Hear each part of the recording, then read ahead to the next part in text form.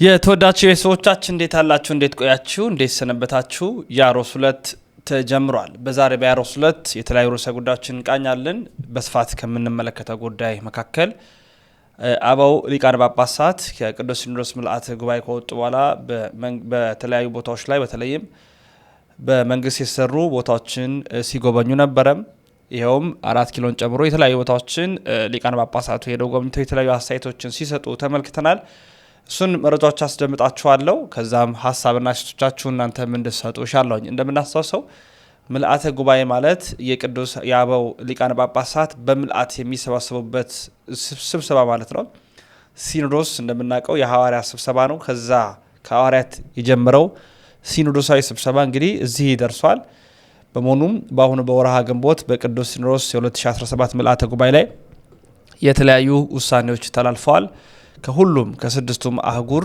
አባው ሊቃነ ጳጳሳቱ በአንድነት በመምጣት ስብሰባ አካሂደዋል የተለያዩ ውሳኔዎችም ተላልፈዋል ውሳኔው አልቆ ሁሉም ወደ የአህጉረ ስብከታቸው ከመሄዳቸው አስቀድመው እንግዲህ ባለው ሂደት ብፁዓን አባው ሊቃነ ጳጳሳት የተለያዩ ቦታዎችን ሄደው እንዲጎበኙ ጥሪ ቀርቦላቸው ጎብኝተዋል ሐሳብ አስተያየትም ሰጥተዋል ተከታትለን እንመለሳለን እናንተ ሐሳብና አስተያየት መስጠት ትችላላችሁ ወደ ቪዲዮቹ እናምራ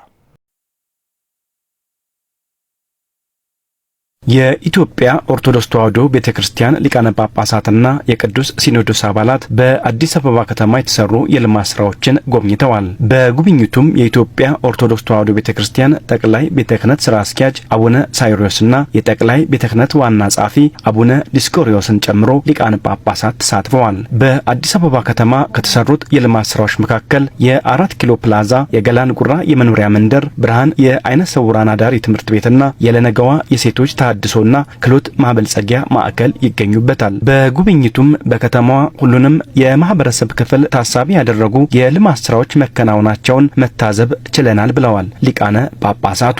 እጅግ በጣም ደስ የሚል ነው። አዲስ አበባ እንደ ስሟ አዲስ እየሆነች ነው የተመለከትነው። ብዙ የኮሪደር ልማቶች፣ መንገዶች ተመልክተናል። ለልማት ተነሺዎችንም መተን ተመልክተናል። ገላን ጉራ የሚባል ቦታ ላይ ከተማሪዎችም ጋር ተገናኝተናል። እንግዲህ ይኖሩበት ከነበረው ህይወት በእጥፉ የተሻለ ቦታና ንጹህ አየር የሚያገኙበት ቦታ በተለይ ለተማሪዎቹ ዕውቀትን እንደው በስፋትና በነጻነት የሚሸምቱበት ቦታ እንደሆነ ተመልክተናል። አኗኗራቸው እጅግ በጣም ደስ የሚል ነው እና ይሄ በጣም የሚመሰገን ከተማው መስተዳድር የሰራው ስራ በእጅጉ የሚደነቅ ነው። እንግዲህ ይህንን ሐሳብ ያመነጩም በስራ ላይ ያወሉትን ሁሉ በእጅጉ አድርጌ ያመሰግናለሁ። ጠቅላይ ሚኒስትራችን ዶክተር አብይን ሳላመሰግን አላልፍም። ይሄ የእሳቸው የስራ ውጤት ነው። በተለያዩ ያው ሚዲያውን ስንሰማ ስናዳምጥ ሐሳባቸው ፍላጎታቸው አዲስ አበባን እንደ ስሟ አዲስ አበባ ማድረግ ከዚህ ተነስተን ግን መላ ኢትዮጵያን በዚህ አይነት መንገድ ህዝባችን ወደ እድገት ጎዳና እንዲያመራ በሚል ነው እና ጅምሩን በሚገባ አይቼ በጣም ደስ ብሎኛል። የውጭ ጎብኚዎች ቢመጡ አገራችን አድንቀው ይሄዳሉ።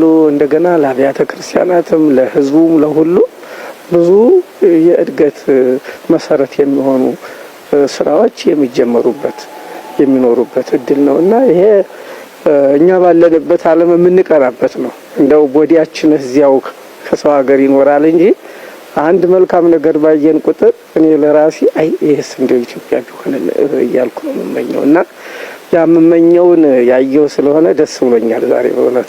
አዲስ አበባ ከተማ በከፍተኛ የእድገት ለውጥ ላይ እንዳለች የተለያዩ መሰረተ ልማቶችን ስናይ ነው የነበረውና ሁልጊዜ አውሮፓ እያሉ ማውራት ሳይሆን የራስን ሀገር ከአውሮፓ በላይ ከፍ አድርጎ በዓለም ደረጃ ላይ ማሳየት ትልቅ ብቃትም የሚጠይቅ ነው። ያንን ብቃት ደግሞ በተግባር እያየን ያለንበት ሁኔታ መሬት ላይ ያለ እውነታውን ነው ስንጎበኝ የነበረውና እጅግ በጣም ደስ የሚልና መንፈስን የሚማርክ ሆኖ አግኝተነዋል። በአዲስ አበባ ከተማ የተሰሩ የልማት ስራዎች ለትውልድ የሚሻገሩና በመላ ሀገሪቱ መስፋፋት የሚገባቸው የልማት ስራዎችን መመልከት እንደቻሉ በማንሳት ይህም በቀጣይነት የሀገርን ገጽታ ለመቀየር ጥሩ መነሻ በመሆኑ ህዝቡ ትብብሩን አጠናክሮ መቀጠል እንደሚገባው ገልጸዋል። ማንኛውም ዜጋ ይሄ አሻራው ሊያሳርፍበት የሚገባ ነገር ነው። ይሄ ደግሞ የሚሰራው ስራ በዚች በአዲስ አበባ ከተማ ብቻ ውስን ሊሆን አይገባውም። በሌሎች ክልሎች ሁሉ ሊስፋፋ ይገባል። የኢትዮጵያ ሕዝብ ማለት የአዲስ አበባ ሕዝብ ማለት ብቻ አይደለም።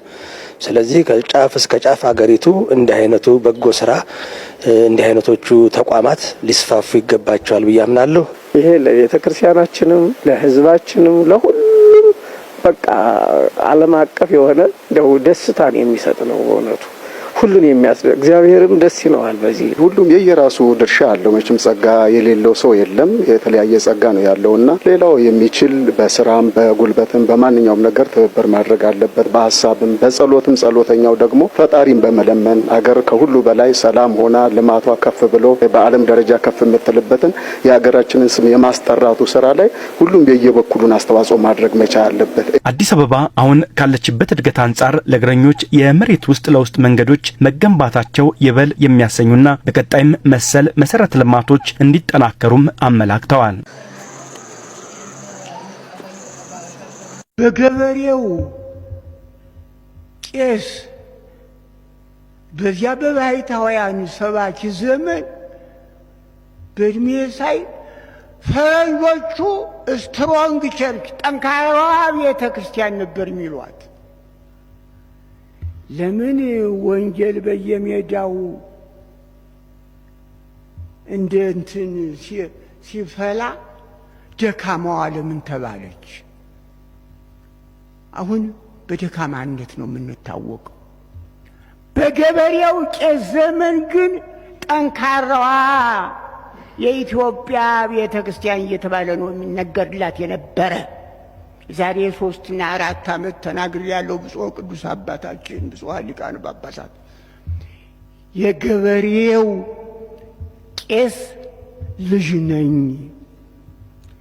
በዚያ በገበሬው ቄስ ዘመን የነበራት ክብር ይቀበለው ያሳርገው።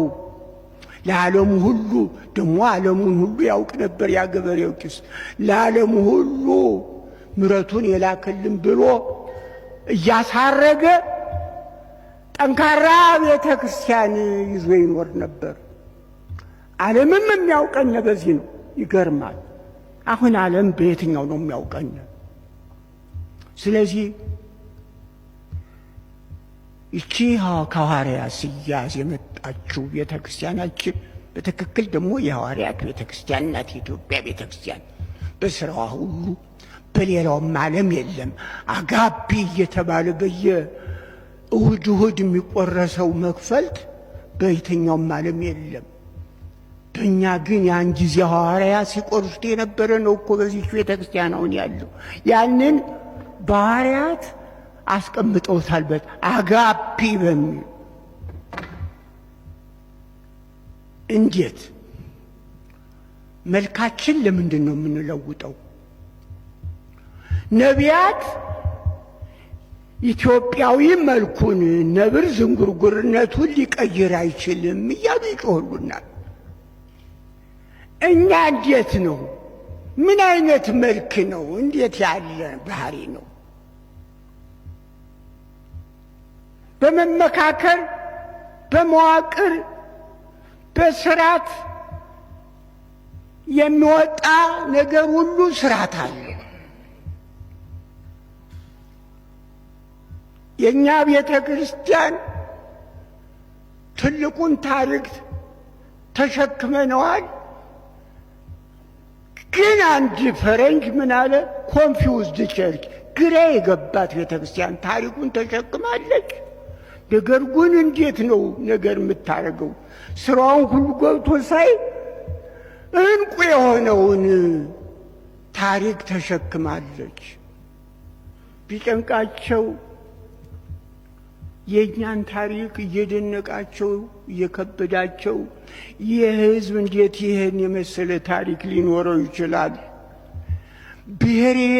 ወሪዴ ብሔረ ሮሜ ለቤተ ክርስቲያን ርኢክዋ አፍቀርክዋ አንከርክዋ ለቤተ ክርስቲያን። ይህንን እንዴት አፍሪካዊ ሊናገረው ይችላል? እኛ የሮም መሆን አለበት ብለው አወጡ ታሪካቸው። እንዴ ይህንን የመሰለ የቤተ ክርስቲያን ሊቅ ይህንን የመሰለ ተናጋሪ ይሄ አውሮፓ መሆን አለበት ብለው ተነሱ። ትዝ ይለኛል። መቼም ዕድሜ የማያሳየው የለም። አይ ኢትዮጵያዊ ነው የሚል ክርክር ያነሳው መንግስት ነው። ይገርማል። እዚያን ጊዜ ደስ ይላል። እና ክብር ያላትን ቤተ ክርስቲያን ለምን ዝቅ እናረጋታለን? በእናንተ ዘንድ የሚሰማው ነገር ምንድን ነው አለ። መጥፎ ወሬ ሊሰማብን አይገባም። የአንድነት፣ የሰላም፣ የፍቅር እንጂ አንድ እንዲያው የሚያስነውር የቤተ ክርስቲያናችንን መልክና ጠባይ ያ ገበሬ ቄስ ይዟት የነብስ በሬዎቹን ፈቶ የሚያጠምቅ ቄስ ነው። በዘመኑ መልኳና ታሪኳ የተጠበቀ ነበረ። ለምንስ በእኛ ዘመን ሰለጠን ብለን ይሆን? በስልጣኔ በፍልስፍና ፖለቲዝሞስ አክሪስቶስ በጣም ይሄ በጣም ስልጣኔ ጎጅም ነው ጠቃሚም ነው። ከጥቅሙ ይልቅ ጉዳቱ ያመዝናል። አዎ ሰባካያን አልነበሩም እነዚያ ገበሬዎች፣ ግን ቤተ ክርስቲያኗን እንደ ብረት አጠንክረው ህዝቡን ይዘው ያለ ህዝብ ከዚህ በፍልስፍና ምን ይላል? ያን ዜኒባርች አንትሮፖስ ዜኒባርች ፊዎስ ይላል። ምን ማለት ነው ሲተረጎም? ሰው ባይኖር እግዚአብሔር መኖሩ አይታወቅም ነበረ ማለት። ሰው ባይኖር እግዚአብሔር መኖሩ አይታወቅም ነበር። ቅዱስ ጳውሎስም ከዚህ ከፍልስፍናው ጋር የተስማማ ተናግሯል። እንዴት ክርስቲያኖቻችን